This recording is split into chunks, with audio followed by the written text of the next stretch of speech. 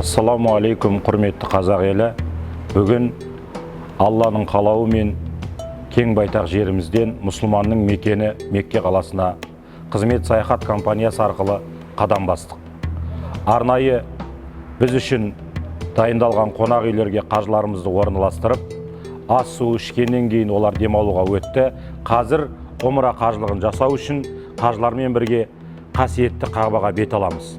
Сол кезде компаниямыздың арнайы осы әрбір қажыға басындағы жетекші гидіне осындай аппарат беріледі. Бұл қасиетті Қағбаның қасында дұғаларды оқу үшін берілетін аппарат.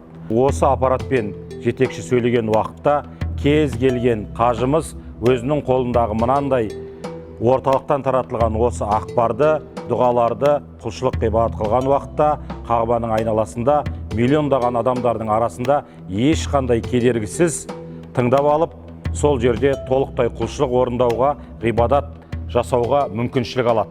Осыны ұйымдастырып отырған қызмет саяхат компаниясына үлкен алғысымызды білдіреміз.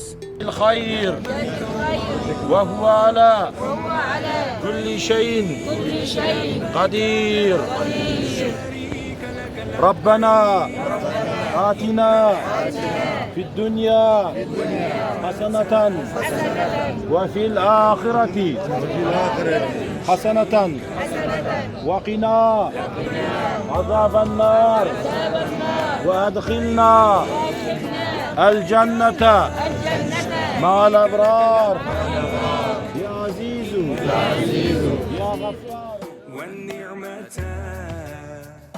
لك والملك لا شريك لك.